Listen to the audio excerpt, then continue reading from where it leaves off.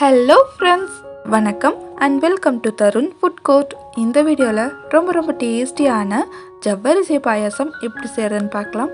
வீட்டில் இருக்கிற சிம்பிளான பொருட்களை வச்சு ஈஸியாக செஞ்சிடலாம். சரி வாங்க எப்படி செய்கிறதுன்னு பார்க்கலாம். ஃபஸ்ட்டு ஒரு அரை கப் போல் ஜவ்வரிசியை ஒரு 2-3 தடவை நல்லா கழுவிட்டு 1 மணி நேரத்துலேருந்து 1.5 மணி நேரத்துக்கு நல்லா ஊற வச்சுக்கலாம். நான் இன்றைக்கி நைலான் ஜவ்வரிசி தான் யூஸ் பண்ணியிருக்கேன். உங்கள்கிட்ட மாவு ஜவ்வரிசி இருந்தாலும் அதுவும் கூட யூஸ் பண்ணிக்கலாம். அதுவும் ரொம்ப டேஸ்டியாக நல்லா தான் இருக்கும். இப்போ இந்த ஜவ்வரிசியை ஒரு முறை நல்லா வடிகட்டிக்கலாம். அதில் இருக்கிற தண்ணியெல்லாம் கம்ப்ளீட்டாக வடிகிற வரைக்கும் வடிகட்டி எடுத்துக்கணும். அடுத்ததாக ஒரு பாத்திரத்தில் 1 கப் போல் நுணுக்குற வெல்லம் ஆட் பண்ணிக்கிறேன். வெல்லம் சேர்க்கறதுக்கு பதிலாக சர்க்கரையும் கூட நீங்கள் ஆட் பண்ணிக்கலாம். வெல்லம் சேர்த்துட்டு ஒரு 1/4 கப் போல் தண்ணி ஆட் பண்ணிக்கிறேன். தண்ணி சேர்த்ததுக்கப்புறமா வெல்லம் நல்லா கரையட்டும். வெல்லத்தில் லைட்டாக தூசி மண் இதெல்லாம் இருக்கும். அதனால் ஒரு முறை இது போல் நல்லா கரைய விட்டுட்டு அதுக்கப்புறமா எந்த ஒரு ரெசிபிலையும் யூஸ் பண்ணுறது தான் நல்லது. இப்போ வெல்லம் நல்லா கரைஞ்சிருச்சு. இது ஒரு பக்கமாக இருக்கட்டும். அடுத்ததாக ஒரு கடாயில் 1 டேபிள் ஸ்பூன் அளவுக்கு நெய் ஆட் பண்ணிக்கிறேன். நெய் நல்லா உருகினதுக்கப்புறமா ஒரு 10லேருந்து 15 முந்திரி ஆட் பண்ணிக்கிறேன். முந்திரி சேர்த்ததுக்கப்புறமா நல்ல ஒரு கோல்டன் கலர் வர்றது வரைக்கும் வறுத்து எடுத்துக்கலாம். லைட்டாக ஒரு கோல்டன் கலருக்கு சேஞ்ச் ஆனதுக்கப்புறமா இது ஒரு பிளேட்டுக்கு நான் மாற்றிக்கிறேன். அடுத்ததாக அதே நெய்யிலேயே ஒரு 10லேருந்து 15 உலர்ந்த திராட்சை சேர்த்துக்கிறேன். நம்ம ஆட் பண்ணியிருந்த திராட்சையெல்லாம் லைட்டாக உப்பி வர்றது வரைக்கும் வறுத்து எடுத்துக்கணும்.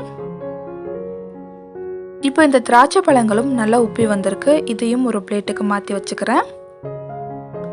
அடுத்ததாக அதே நெய்யிலே நம்ம ஆல்ரெடி ஊற வச்சுருந்த ஜவ்வரிசி ஆட் பண்ணிக்கிறேன்.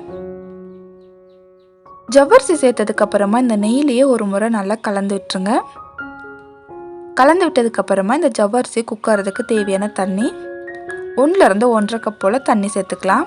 நான் இப்போ 1 கப் ஆட் பண்ணிக்கிறேன். தேவைப்பட்டால் இன்னொரு அரை கப்பும் கூட நீங்கள் சேர்த்து ஆட் பண்ணிக்கோங்க. இது போல் நல்லா கலந்து விட்டுட்டு ஜவ்வரிசி நல்லா குக் ஆகட்டும்.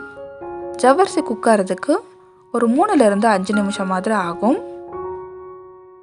இப்போ ஒரு 5 நிமிஷம் ஆயிடுச்சு. நம்ம ஆட் பண்ணியிருந்த ஜவ்வரிசியும் ரொம்பவே சாஃப்டாக வெந்து வந்திருக்கு. இந்த ஸ்டேஜில் நம்ம ஆல்ரெடி ரெடி பண்ணி வச்சுருக்கிற வெள்ளைக்கரைசலை வடிகட்டிட்டு அதுக்கப்புறமா ஆட் பண்ணிக்கணும். கரைச்சி வச்சுருக்கிற வெள்ளத்தை சேர்த்ததுக்கப்புறமா ஒரு முறை நல்லா கலந்து விட்டுட்டு ஒரு 2லேருந்து 3 நிமிஷம் நல்லா கொதிக்க வச்சு எடுத்துக்கலாம்.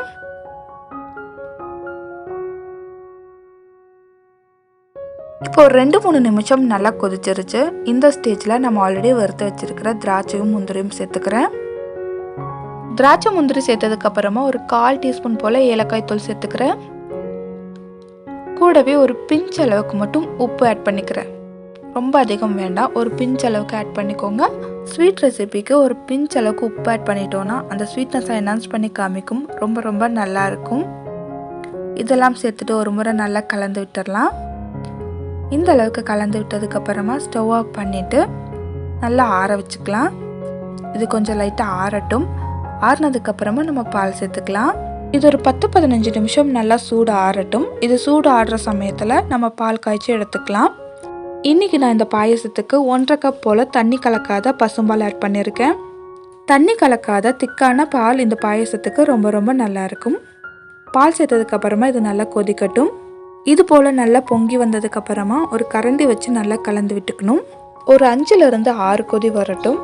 இது போல் பொங்கி வரும்போது லோ ஃப்ளேமுக்கும் ஹை ஃப்ளேமுக்கும் நம்ம மாற்றி வச்சோன்னா லைட்டாக திக்காகி வரும். இது போல் லைட்டாக திக்கானதுக்கப்புறமா ஸ்டவ் ஆஃப் பண்ணிவிட்டு நம்ம ஆல்ரெடி ஆற வச்சுருக்கிற பாயசத்து கூட சேர்த்து நல்லா மிக்ஸ் பண்ணிட வேண்டியது தான். நம்ம சர்க்கரை ஆட் பண்ணி பாயசம் செய்கிறதா இருந்தால் பாயசம், சர்க்கரை, பால் எல்லாமே ஒன்றா சேர்ந்து ஒரு 2 கொதி விட்டுக்கலாம். ஆனால் நம்ம வெல்லம் சேர்த்துருக்கறனால பால் இது போல் தனியாக காய்ச்சி அதுக்கப்புறமா ஆட் பண்ணிக்கணும். இல்லைன்னா பால் திரிஞ்சு போயிடும். சில சமயங்களில் வெல்லமும் நாட்டு சர்க்கரையும் சேர்த்து நம்ம பாயசம் செஞ்சால் பால் சேர்க்கும்போது அது திரிஞ்சிரும். அதனால் இது போல் நல்லா காய்ச்சிட்டு அதுக்கப்புறமா ஆட் பண்ணிக்கோங்க. ஒன்று பாயசம் நல்லா ஆறி இருக்கணும், இல்லைன்னா பால் நல்லா சில்லுன்னு இருக்கணும். இது போல் பார்த்து ஆட் பண்ணிட்டோன்னா அது திரிஞ்சு போகாமல் ரொம்ப நல்லாயிருக்கும். இது போல் நல்லா கலந்து விட்டுக்கலாம்.